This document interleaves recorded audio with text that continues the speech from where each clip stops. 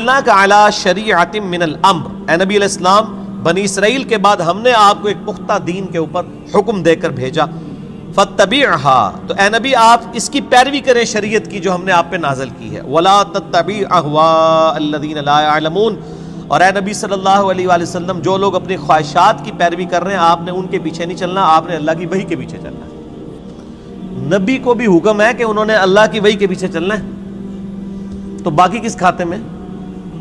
قرآن میں 3 دفعہ یہ آیت آئی ہے، سورہ یونس میں، سورۃ الانعام کے اندر، سورہ الزمر کے اندر۔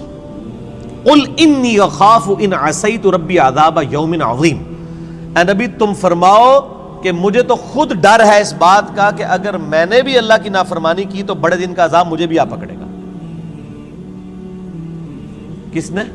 نبی صلی اللہ علیہ وسلم۔ یہ باتیں اس لیے کہلوائی گئی، حالانکہ نبی علیہ السلام تو اللہ کے محبوب ہیں، صرف اس لیے کہلوائی گئی کہ تاکہ بعد میں کوئی بندہ تکبر کے ساتھ معاملات کو کلیم نہ کرنا شروع کر دے کہ جی یہ بزرگوں تو نماز کی ضرورت ہی نہیں، اللہ تک پہنچ چکے نا۔ لوگ کہتے ہیں نا، کہتے ہیں جی نماز تو اللہ تک پہنچنے کے لیے چاہیے، تو جو اللہ تک پہنچ چکے ہیں انہوں نمازہ معاف نہیں۔ یہ اس لیے یہ باتیں بتائی گئی تاکہ کوئی تکبر کا جملہ نہ بولے، ڈرتا رہے۔ میں نے کئی دفعہ عرض کیا کہ آپ دیکھیں شیخ عبد القادر جیلانی رحمہ اللہ کی طرف کتنا بڑا جھوٹ منسوب کیا گیا، وہ قصیدہ غوثیہ ایک، جس کے اندر لکھا ہے تمام اولیاء کی گردن پہ میرا پاؤں ہے۔ سر یہ جو جملہ ہے نا کہ تمام اولیاء کی گردن پہ میرا پاؤں ہے، یہ کوئی مسلمان نہیں بول سکتا، ولی تو چھوڑ دیں، یہ شیخ عبد القادر جیلانی پہ جھوٹ باندھا گیا، انہوں نے نہیں کہیں کہا، یہ قصیدہ غوثیہ ہے ہی جھوٹ ہے، انہوں نے نہیں لکھا۔ اللہ کا نیک بندہ تو ہر وقت ڈرتا رہتا ہے، وہ یہ فرعونی الفاظ یہ تو فرعون بولے گا کہ میرا لوگوں کے گردن پہ پاؤں ہے۔ کیا حضرت ابوبکر صدیق نے کہیں بولا ہے یہ کہ تمام صحابہ کی گردن پہ میرا پاؤں ہے؟ صحابہ کے سردار کون ہے؟ ابوبکر صدیق۔ یہ کہتے ہیں عبد القادر جیلانی اولیاء اللہ کے سردار ہیں۔ اگر وہ سردار ہیں تو اس قسم کا فرعونی جملہ بولیں گے کہ اولیاء کی گردن پہ میرا پاؤں ہے؟ استغفر اللہ۔ یہ جملہ بولتے ہی بندہ اپنے ایمان کی فکر کرے، یہ سب کا سب فراڈ ہے، یہ ہے ہی جھوٹ ہے، انہوں نے نہیں بولا۔ انہوں نے جو کچھ بولا ہے وہ میں آپ کو بتاتا ہوں۔ ان کو کسی نے آ کے بتایا کہ عبد القادر عید کا چاند نظر آ گیا، انہوں نے کہا میری عید تو اس دن ہوگی جس دن میں اپنا ایمان بچا کے قبر میں اتر جاؤں۔ سر جو اللہ کا ولی ہوتا ہے اس کو اپنی فکر لگی رہتی ہے، وہ اتنا اکڑ خون نہیں ہوتا کہ لوگوں کو کہتا پھرتا ہے، یہ سب جھوٹ ہے۔ اور جو انسان اپنا پیشاب نہیں روک سکتا، کوئی جملہ بول سکتا ہے کہ تمام اولیاء کی گردن میں میرا پاؤں ہے؟ دنیا کا کوئی ولی، کوئی بزرگ اپنا پیشاب روک سکتا ہے؟ Not at all. اگر کوئی ہے تو آئیں، لائے ہمارے سامنے پیش کریں، پیشاب روک کے بتائے کوئی۔ انسان تو اتنا کسپرسی کیا حالت ہے۔ اسی لیے دیکھیں کہ آپ لوگ جب بیمار ہوتے ہیں آپ کو اٹھا کے ان کے پاس لے جاتے ہیں، اور یہ لوگ بیمار ہوتے ہیں تو یہ شفا انٹرنیشنل میں علاج کرا رہے ہوتے ہیں۔ آپ کے جب پیر صاحب بیمار ہوتے ہیں ان کو اسپتال نہ لے کے جایا کرو، ان کو بھی پھر کسی مزار پہ ہی لے جایا کرو نا، نہیں لے کے جاتے۔ یہ آپ کو انہوں نے چکر چلائے ہوئے سارے، ان کو پتہ ہے کچھ نہیں ہونا۔ میں تو جتنے بڑے بڑے ادھر دیکھتا ہوں نا، سب کے آپریشن ہاسپٹلس میں ہو رہے ہوتے ہیں، اور عام ہاسپٹل میں نہیں، آغا خان ہاسپٹل میں، شفا انٹرنیشنل میں، جدھر ہم لوگ تو ایک دن کی فیس نہیں دے سکتے۔ تو سر یہ تو بزرگ ہیں نا، یہ کیوں اسپتالوں میں علاج کراتے ہیں؟ یہ تو لوگوں کو پھوکے مار کے صحیح کر رہے ہوتے ہیں، اپنے آپ کو بھی ٹھیک کریں۔ اپنا پیشاب بند ہوتا ہے، اپنے گردے خراب ہوتے ہیں تو ٹھیک کریں نا پھوک مار کے۔ ڈاکٹروں کے پاس کیوں جاتے ہیں؟ پھر تو اس کا مطلب یہ کہ ڈاکٹر ان سے بڑے بزرگ ہیں نا، جو بزرگوں کو بھی ٹھیک کر رہے ہیں۔ ٹھیک ہو گیا؟ وہ سب اللہ کے بندو گیم چلائی ہوئی ہے۔ اللہ سے مانگے، اسباب اختیار کریں۔ دوائی کرنا سنت ہے اور دوائی پہ یقین نہ رکھنا فرض ہے۔ اسباب آپ نے اختیار کرنے ہیں۔ پانی کے بغیر پیاس نہیں بجھے گی، یہ سبب ہے، لیکن پانی پینے کے بعد بھی کوئی گارنٹی نہیں کسی کی پیاس بجھ جائے۔ گنہگار بندے کی موت کا وقت قریب آتا ہے نا، تو روایتوں میں آتا ہے کہ اسے اگر سمندروں کا پانی بھی پلا دیا جائے نا، اس کی پیاس نہیں بجھے گی۔ جب اللہ ہی نے پیاس نہیں بجھنے دینی تو سبب یہی اختیار کریں گے، لیکن نظر مسبب الاسباب پہ۔ اللہ اکبر.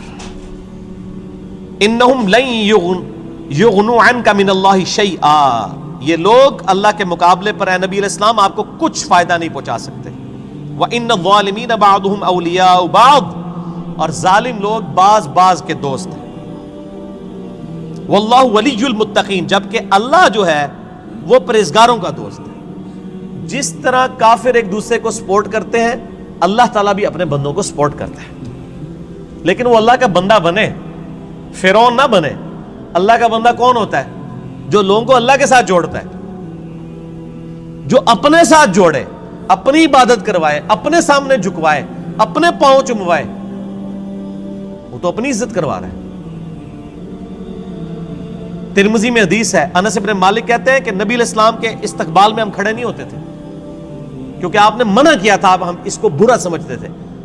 ہزاروں صحابہ کی موجودگی میں نبی علیہ السلام تشریف لاتے تھے، آپ کے استقبال میں کوئی نہیں کھڑا ہوتا تھا. یہاں ایک چھوٹا سا یعنی لوگوں کا بنایا ہوا بزرگ جو لوگوں کے نذرانے پہ اپنی گاڑی چلا رہا ہوتا ہے، لوگوں کے نذرانے پہ اس کی گزر بسر ہو رہی ہوتی ہے، وہ کسی مسجد میں چلا جائے، لوگ کھڑے ہو کے نعرے مارنا شروع کر دیتے ہیں. اور کدھر نعرے مارے ہوتے ہیں؟ مسجد میں. گھر اللہ کا ہے اور تعظیم کس کی ہو رہی ہے؟ اس مخلوق کی جو نعرہ مارنے والوں کے چندے پہ چل رہی ہے. اسی لیے میں کہتا ہوں نا، لوگوں نے وہ گاڑیوں کے پیچھے لکھوایا ہوتا ہے نا، نگاہ مرشد. مرشد کو بھی چاہیے وہ اپنی گاڑی کے پیچھے لگوائے نذرانہ مریدین. آپ آج نذرانے بند کریں، ان کا تو کوئی سورس آف انکم ہی نہیں ہے. اکثریت کا کوئی سورس آف انکم نہیں ہے.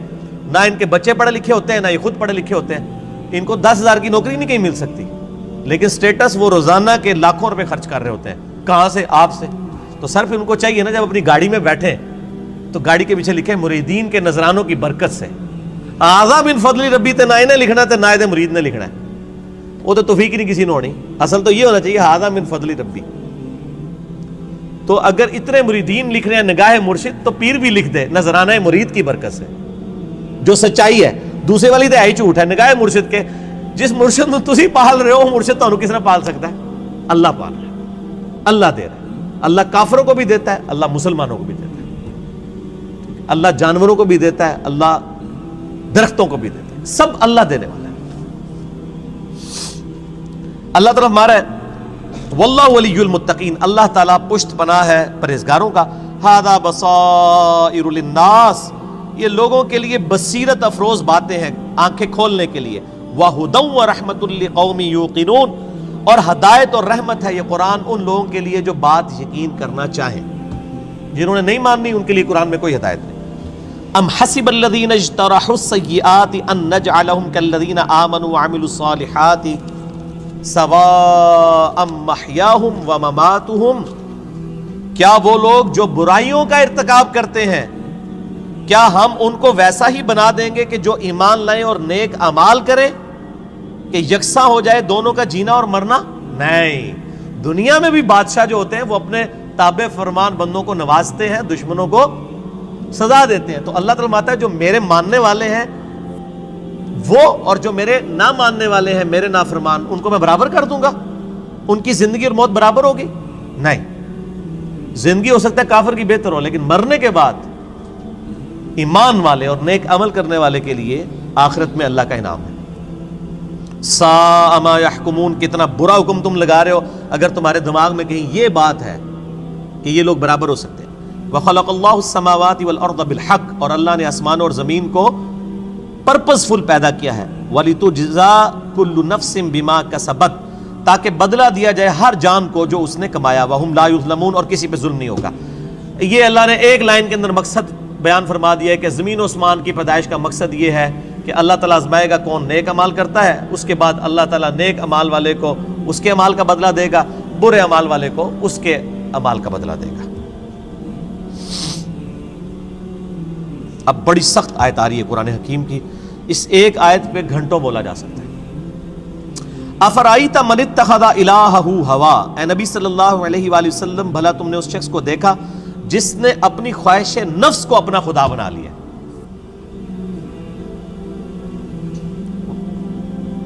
وَأَضَلَّهُ اللَّهُ عَلَىٰ عِلْمٍ، اور اللہ نے اس کے علم کے باوجود اسے گمراہ کر دیا.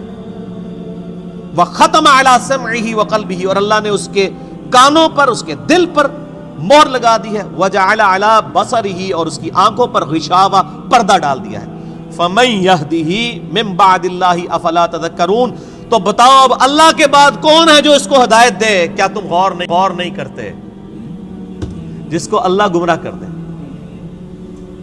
من یہدہ اللہ فلا مضل لہ، جسے اللہ ہدایت دے اسے گمراہ نہیں کر سکتا، ومن یضلل فلا ہادی لہ، اور جسے اللہ گمراہ کر دے اسے کوئی ہدایت نہیں دے سکتا۔ تو اللہ تعالیٰ فرما رہا ہے کہ ایسا شخص جو اپنی خواہش نفس کی پیروی کرتا ہے، تو اگرچہ اس کے پاس علم بھی ہوتا ہے پھر بھی وہ بہرا، اندھا اور گونگا ہو جاتا ہے، حق بات قبول نہیں کرتا، کیونکہ اللہ اسے گمراہ رہنے دیتا ہے کہ اس کے پاس علم تھا، اس کے باوجود اس نے اس علم کا فائدہ نہیں اٹھایا۔ ایک بندے کے پاس علم ہے کہ اگر میں بلڈنگ کے 10ویں فلور سے باہر چھلانگ لگاؤں تو مر جاؤں گا، یہ پتا ہے ایک بندے کو، وہ پھر بھی چھلانگ لگا دیتا ہے، تو پھر کیا ہوگا؟ مر جائے گا۔ یہی حال اس شخص کا ہے کہ جس کو قرآن و سنت کا علم دیا گیا لیکن اس پہ عمل نہیں وہ کر رہا، اسے ہم کہتے ہیں قرآن میں لکھا ہے ایاک نعبد و ایاک نستعین، صرف اللہ ہی کو پکار، وہ کہتا ہے نہیں میرے بابے کہتے ہیں بابوں کو پکارو۔ اب علم تھا اس کے پاس، گمراہ ہو گیا، اللہ کی بات نہیں مانی۔ ایک بندے کو بتایا بھی بخاری مسلم میں نماز کا طریقہ رکوع میں جاتے وقت اور رکوع سے اٹھتے وقت رفع الیدین کے ساتھ لکھا ہے، نہیں مانا۔ ایک بندے کو بتایا کہ تم ہر مہینے 11ویں دیتے ہو، جبکہ 11ویں والے پیر کی جو اپنی کتاب ہے غنیت الطالبین اس میں نماز کا طریقہ وہی لکھا ہے جو بخاری مسلم میں لکھا ہوا ہے، وہ کہتا ہے میں نے رفع الیدین نہیں کرنا۔ تو ضد کا تو کوئی علاج نہیں ہے۔ یہ وہ لوگ ہوتے ہیں جو علم کے باوجود گمراہ ہو جاتے ہیں۔ علم ہے، اسی لیے ہم اکثر وہ لوگ کہتے ہیں ایڈے بڑے وہ مولویوں کو نہیں پتا لگا، وہ پاگل نے، تو انہوں پتا سمجھ آ گیا۔ تو ان کو بتائے آپ جن علماء کہہ رہے ہیں اتنے بڑے بڑے، آپ کے مخالف اپنے علماء کو اتنے بڑے بڑے کہتے ہیں اور آپ کے علماء کو جاہل کہتے ہیں۔ بریلوی دیوبندیوں کو گستاخ رسول کہتے ہیں کہ نہیں؟ تو کیا دیوبندیوں کے علماء علماء نہیں ہیں؟ اور دیوبندی بریلویوں کے علماء کو مشرک کہتے ہیں کہ نہیں؟ تو کیا بریلویوں کے علماء علماء نہیں ہیں؟ سنی شیعہ کے علماء کو، شیعہ سنیوں کے علماء کو، اہل حدیث ان کو، یہ سارے اہل حدیث کو گمراہ کہتے ہیں کہ نہیں؟ ہم کہتے ہیں شاید ساری صحیح کہہ رہے ہو، لگ ایسا ہی رہا ہے کہ آپ اپنے آپ کو کتاب و سنت کے سامنے پیش کرنے کے لیے تیار ہی نہیں ہو۔ اگر کسی کو بات پتہ چلے وہ اللہ کا شکر ادا کرے، جی میرے تک بات پہنچ گئی، مجھے اس سے کوئی غرض نہیں ہے کہ دنیا کیا کر رہی ہے، مجھے صرف اس چیز سے غرض ہے کہ میرے نبی نے کیا مجھے حکم دیا ہے صلی اللہ علیہ وآلہ وسلم۔ اور نبی جو امت کو دے کے گئے ہیں کوئی بابا نہیں دے کے گئے۔ حجۃ الوداع کے موقع پہ کیا فرمایا؟ میں اپنے بعد تم میں 2 چیزیں چھوڑ کے جا رہا ہوں، کیا 2 بابے، 2 مولوی، 2 شیخ القرآن، 2 بزرگ، 2 صوفی؟ نہیں، کہا اللہ کی کتاب، اس کے نبی کی سنت، اس کو پکڑو گے ہدایت پہ رہو گے، اس کو چھوڑ دو گے گمراہ ہو جاؤ گے۔ تو دین تو یہ ہے۔ ایک بندہ آپ کو قرآن سکھا تو رہا ہے لیکن خود قرآن پہ عمل نہیں کر رہا، تو اس کا قرآن کا سکھانا کیا ہے؟ میں آپ کو کلمہ پڑھا کے مسلمان کر دوں، جب آپ مسلمان ہو اور میں آپ کو بتاؤں کہ یہ اللہ کی کتاب ہے، آپ کتاب کھول کے مجھے کہیں گے آپ نے مجھے مسلمان تو کیا ہے لیکن اس کتاب میں جو کچھ لکھا آپ تو اس پہ عمل ہی نہیں کر رہے، تو آپ اس کو کیا یہ کہیں گے کہ میں تو کلمہ پڑھایا اس واسطے میں جو کہوں گا وہی صحیح ہے، یہ کہیں گے یا قرآن کو مانیں گے؟ کلمہ پڑھانا تو اپنی جگہ ہے، بخاری مسلم حدیث ہے اللہ تعالیٰ فاسق سے، بدکار شخص سے بھی دین کا کام لے سکتا ہے۔ اگر کسی نے کسی کو کلمہ پڑھایا یہ اس کی بزرگی کی دلیل نہیں ہے۔ اگر کوئی کہتا ہے آج ڈاکٹر ذاکر نائک نے ہزاروں لوگوں کو کلمہ پڑھایا ہے، بریلوی دیوبندی اس کو بزرگ کیوں نہیں مان لیتے؟ پھر تسی بھی جھوٹ مارنے بند کر دو، 90 لاکھ نو کلمہ پڑھایا ہے، ادھر تو 90 لاکھ آبادی کوئی نہیں سی۔ اگر آپ نے کلمہ پڑھانے کو کسی کی بزرگی ماننا ہے تو ڈاکٹر ذاکر نائک نے ہزاروں لوگوں کو کلمہ پڑھایا ہے نا، تو کیا بریلوی دیوبندی اور شیعہ مان لیں گے اسے بزرگ؟ تو سر بریلوی دیوبندی اگر اپنے بابوں کو کہتے ہیں اتنوں کو کلمہ پڑھایا تھے، تسی بھی اپنے بوجھے چ رکھو، پھر وہ کہنے کے نہیں جی کلمہ پڑھانے نال کیا ہوتا ہے تے وہ بد عقیدہ ہے نا، تو سر تسی بھی تواڈے کلمہ پڑھانے نال کیا ہوتا ہے؟ تواڈے بھی اگر بد عقیدہ نے تو کوئی فرق نہیں پڑتا۔ فرق کس سے پڑتا ہے؟ قرآن و سنت سے۔ اللہ کے نبی کے قدموں تک پہنچو، کسی بابے کے قدموں تک نہیں۔ اس لیے فرمایا تم میں 2 چیزیں چھوڑ کے جا رہا ہوں، اللہ کی کتاب، اس کے نبی کی سنت، قیامت تک کے لیے 2 چیزیں۔ جو اس پہ عمل کرے گا ہمارے سر کا تاج ہے، اور جو عمل نہیں کرتا گستاخ رسول ہے. اصل میں گستاخ وہ ہے. ٹھیک ہو گیا جی؟ آگے چلیں. اللہ تعالیٰ فرماتا ہے وَقَالُوا مَا هِيَ إِلَّا حَيَاتُنَا الدُّنْيَا، اور یہ لوگ تو کافر کہتے ہیں کہ بس دنیا کی زندگی ہے، نموت وَنَحْيَا، ہم اسی میں مرتے ہیں اور جیتے ہیں، وَمَا يُهْلِكُنَا إِلَّا الدَّهْرُ، اور ہمیں جو ہلاک کرتا ہے نا وہ زمانے کی گردش کرتی ہے، یعنی جب ٹائم پورا ہوتا ہے تو ہم مر جاتے ہیں. کوئی یہ زندگی موت کا نظام کسی خدا نے کنٹرول نہیں کیا ہوا، نہ قیامت قائم ہونی ہے، نعوذ باللہ. وَمَا لَهُمْ بِذَلِكَ مِنْ عِلْمٍ، حالانکہ ان کے پاس علم کی رتی بھی نہیں ہے. اگر ان کے پاس علم ہوتا تو ان کو پتا چلتا ہے یہ نظام کسی کے بنانے سے بنایا گیا ہے. اِنْهُمْ إِلَّا يَظُنُّونَ، بس یہ اٹکل پچو چلا رہے ہیں. وَإِذَا تُتْلَى عَلَيْهِمْ آيَاتُنَا، جب ان پہ ہماری آیات پڑھی جاتی ہیں، بینات، روشن آیات، مَا كَانَ حُجَّتُهُمْ، تو یہ کوئی اور حجت نہیں کرتے سوائے ایک حجت کے، إِلَّا أَنْ قَالُوا ائْتُوا بِآبَائِنَا إِن كُنتُمْ صَادِقِينَ، یہ کہتے ہیں اگر تم سچے ہو تو ہمارے مرے ہوئے باپ دادا کو زندہ کر کے لے آؤ. ہمارے باپ دادا قبروں سے نکل کے یہ بات ہمیں کہیں کہ نبی اللہ کا نبی ہے تب مانیں گے، قرآن کو ہم نے نہیں ماننا. یہ کافروں کی دلیل تھی، اور یہ ساری کافروں والی روش آج بھی جاری ہے. ہم کسی کو بتاتے ہیں نا قرآن میں یہ لکھا ہوا ہے، وہ کہتے ہیں یہ جو قبر میں چلا گیا نا یہ تو کچھ اور بتا کے گیا. تو یہ نکل کے اگر ہمیں کہے، دیکھ لو کافر بھی یہی کہہ رہے ہیں تے پائی اور نہ سی انہوں نے قبرہ تو باہر کاٹ سکنے ہیں، اسی تو وہی دسنا ہے جو اللہ نبی دس کے گئے نے قرآن پاک، اور قیامت تک کے لیے محفوظ صرف اللہ کی کتاب ہے. کسی بزرگ کی تعلیمات بھی محفوظ نہیں ہے. اتنے جھوٹ بزرگوں کے اوپر باندھے گئے ہیں. اسی لیے قرآن پاک میں کئی جگہ ہے کہ بزرگ قیامت والے دن خود اپنے ماننے والوں کے دشمن ہو جائیں گے. 2.25 ارب عیسائی کہہ رہے ہیں حضرت عیسیٰ اللہ کے بیٹے ہیں، تو حضرت عیسیٰ ان لوگوں کے دشمن بنیں گے کہ نہیں؟ کیونکہ حضرت عیسیٰ کی تو یہ تعلیمات نہیں ہے. شیخ عبد القادر جیلانی کی کہیں یہ تعلیمات نہیں کہ آپ کو المدد یا غوث اعظم دستگیر شیئن للہ، کہیں ان کی تعلیمات نہیں. تو شیخ عبد القادر جیلانی دشمن بنیں گے. مولا علی علیہ السلام کی کہیں تعلیمات نہیں ہے کہ تم مجھے یا علی مدد کہہ کے پکارو. ان کی تعلیمات یہی ہے ایاک نعبد و ایاک نستعین. مولا علی بھی اللہ کو پکارتے تھے. مولا علی کا ماننے والا بھی وہی ہوگا جو اللہ کو پکارے گا. تو اللہ تعالیٰ فرماتا ہے جب یہ حجت کرے تم ان کو کہو قُلِ اللَّهُ يُحْيِيكُمْ ثُمَّ يُمِيتُكُمْ، اللہ تمہیں زندہ کرتا ہے وہی موت دیتا ہے. ثُمَّ يَجْمَعُكُمْ إِلَى يَوْمِ الْقِيَامَةِ، پھر قیامت دن بھی وہ تمہیں جمع کرے گا. لَا رَيْبَ فِيهِ، جس میں کوئی شک نہیں ہے. وَلَكِنَّ أَكْثَرَ النَّاسِ لَا يَعْلَمُونَ، لیکن اکثر لوگ اس حقیقت سے ناواقف ہیں. اللہ نے فرمایا کہ بھئی یہ بتا دو کہ اللہ میں اور باقی ہستیوں میں یہ فرق ہے کہ وہ زندگی اور موت دیتے ہیں، تو لے آؤ ان کو. اللہ کے علاوہ کوئی زندگی اور موت دے سکتا ہے؟ نہیں دے سکتا. اگر کوئی کیسا کہتا ہے کہ دے سکتا ہے، اور جناب کس کس قسم کے جھوٹ، یعنی انہوں نے وہ جی شیخ عبد القادر جیلانی رحمۃ اللہ علیہ نے ایک ڈوبی ہوئی بارات جو ہے وہ مرنے کے اتنے سال بعد زندہ کر دی تھی. اللہ کے بندو توبہ کرو. قرآن پاک میں سورہ انبیاء کا پہلا رکوع ہے، 17واں پارہ پہلا صفحہ ہے.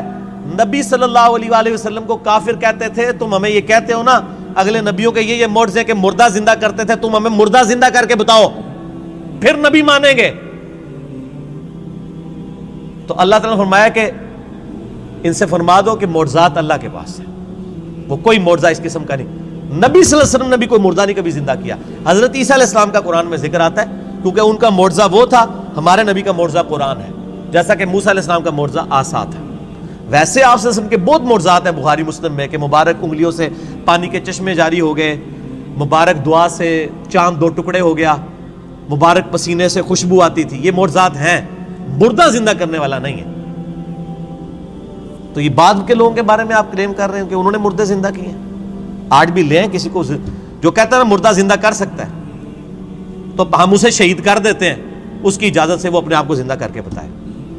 حضرت عیسیٰ نے بھی جو مردے زندہ کیے ہیں نا وہ یہ نہیں تھے کہ وہ قبر سے نکال کے چلنا پھرنا شروع کر دیتے تھے. صرف اس وقت چونکہ طب بڑے زور پہ تھی، میڈیکل، تو اللہ تعالیٰ نے ان کی میڈیکل کو فیل کیا کہ کوئی ڈاکٹر کسی مردے کو نہیں زندہ کر سکتا. اللہ نے آیا میرا نبی اے جیڑا مردہ زندہ کرے گا. اور وہ صرف اتنا ہوتا تھا، قبر پہ گئے مردے کو زندہ کیا، وہ مردہ کہتا تھا کہ حضرت عیسیٰ اللہ کے نبی، واپس چلا جاتا تھا. بس اس سے زیادہ نہیں تھا زندہ ہوتا نا. سورۃ الانبیاء کی آیت نمبر 95 ہے، جو ایک دفعہ دنیا سے چلا گیا وہ واپس نہیں آ سکتا. Not at all. گیا دنیا میں واپس نہیں ہو سکتا. اگر یہ بات ہوتی تو حضرت فاطمہ روتی روتی فوت کیوں ہوگی 6 مہینے کے اندر کہ میں اپنے باپ کا چہرہ اب دوبارہ نہیں دیکھ سکوں گی. حضرت عائشہ حضور کی لاڈلی ترین بیوی نبی علیہ السلام کی وفات کے بعد 47 سال تک زندہ رہی ہیں, اور کدھر زندہ رہی ہیں؟ اسی قبر والے حجرے کے 7 کمرے میں. میں کہتا ہوں کوئی ایک روایت دکھا دیں کہ انہوں نے نبی علیہ السلام کی کبھی زیارت کی ہو قبر کے اوپر. آج لوگ کہتے ہیں ہمارے گھر میں آ جاتے ہیں, کوڑ مارنے چھڑ دو اللہ کے بندے ہو, چوڑ. سب سے زیادہ اگر کوئی حقدار تھا تو حضرت فاطمہ تھی, حضرت عائشہ تھی, مولا علی تھے. ان سے کوئی آپ کو بات نہیں ملے گی. یہ جتنی آپ کو باتیں بتاتے ہیں ساری بزرگ بابوں سے بتاتے ہیں, آپ کو حضرت ابوبکر کی کرامت نہیں بتا رہے ہوں گے اس قسم کی, کیا ہوتی نہیں ہے. کرامت ہم مانتے ہیں, کرامت صرف یہ ہے کہ کسی کی دعا کی برکت سے کچھ ہو جائے, مرضی اللہ کی. کوئی کر کے نہیں دکھا سکتا, کوئی کر کے دکھا سکتا ہے تو میں نے کئی بار چیلنج کیا ہے, کوئی زندہ یا مردہ بزرگ, میں اپنا انجینئرنگ کا فارمولہ لکھ کے دیتا ہوں, وہ دیکھ کے پڑھ کے بتا دے.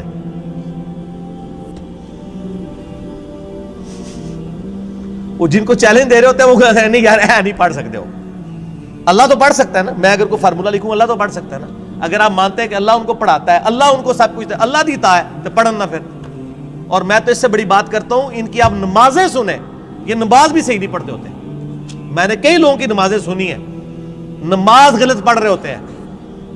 ایو النبیوں کو میں نے بتایا نا, ادھر ایک بہت بڑے پیر صاحب تھے جیلم میں نام نہیں لیتا. ایک دن میں نے ان کی نماز سنی, ہم وہ بھی شغل ملے میں بیٹھ گئے نماز سنانے کے لیے. نماز میں پڑھ رہے ہیں السلام علیکہ ایھا النبی, مرید ہزاروں ہے جن کو انہوں نے جنت میں لے کے جانا ہے. نماز ایھا النبی 25-30 بندوں کی موجودگی میں. اور بھی بڑی غلطی تھی, یہ موٹی سی مجھے یاد رہ گئی. میں کہ یہ کیا پڑھ رہے ہیں, وہ بچپن سے نماز یاد کی تھی اسی طرح چل رہی تھی. باقی عین ہا تو ہے ہی کوئی نہیں تھا نا, وہ تو چھاٹ ہی دو, وہ تو میں گل ہی نہیں کہ میں زبر زیر کی غلطیاں. ایھا النبی, اور یہ وہ ہیں جو کہہ رہے ہیں اسی جناب تھوڑا بیڑا تار دینا. نماز نہیں آتی, دعوے ہیں. میرے پاس کئی لوگ آتے ہیں نہیں وہ ہمارے سلسلے میں بیعت ہو جائیں. میں نے کہا آپ کا پیر مجھے صرف یہ 17 اذکار جو فرض نماز کے بعد کے ہیں نا, وہ مجھے زبانی سنا دے, میں بیعت ہو جاؤں گا. آج تک دنیا کا کوئی پیر سامنے نہیں آیا. 17 اذکار ہیں فرض نماز کے بعد. لوگوں کو کتنے آتے ہیں, 4 یا 5. آیت الکرسی, تسبیح فاطمہ, اللہ اکبر, استغفر اللہ, اللہ انت السلام. تو آڑی گنتی مک جانی ہے 5 تو بعد. ایسے 17 اذکار لکھے ہوئے گرین کارڈ پہ جو نبی صلی اللہ علیہ وسلم کرتے تھے, دنیا کے کسی پیر کو نہیں آتے ہیں. وہ 24 اذکار بلو کارڈ پہ لکھے ہوئے ہیں جو صبح و شام کے اذکار ہیں نبی علیہ السلام کے. کتنی کتنی مشکل دعائیں ہیں بخاری مسلم میں, کسی پیر کو نہیں آتی ہیں. میں اس سے بڑا چیلنج کہتا ہوں, یہ دیکھ کے پڑھ کے بتا دیں. یہ اتنی مشکل عربی ہے کہ جس نے پہلی دفعہ پڑھی ہو وہ اس کو ایک دفعہ پڑھ کے صحیح پڑھ ہی نہیں سکتا. ابھی تک تو سارے فیل ہوئے ہیں. تو پھر یہ کہنا کہ ہم لوگوں کو نبی علیہ السلام تک پہنچاتے ہیں, تو آپ تک پہنچے کوئی نہیں ہوئے اللہ تو بندے ہو. نبی علیہ السلام تک وہ پہنچا ہوا ہے جو نبی علیہ السلام کے طریقے پہ ہے, جو آپ نے فرمایا ہے, جو آپ نے وظیفے بتائے ہیں.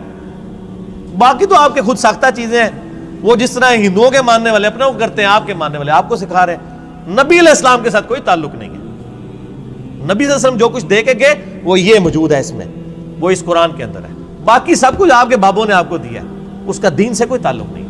ٹھیک ہو گیا جی. اور ویسے بابوں کے اوپر کوئی ناراض بھی نہیں ہونا چاہیے, کیونکہ سارے ایک دوسرے کے بابوں کو نہیں مانتے. جب سارے ایک دوسرے کو نہیں مان رہے ہیں تو ہم کہہ رہے ہیں سارے ٹھیک کہہ رہے ہو, کسی کے بھی نہ مانو, ایک بندے کو اپنا امام بناؤ. امام اعظم محمد رسول اللہ صلی اللہ علیہ وآلہ وسلم صلاۃ تسلیما کثیرا کثیرا. ٹھیک ہو گیا جی.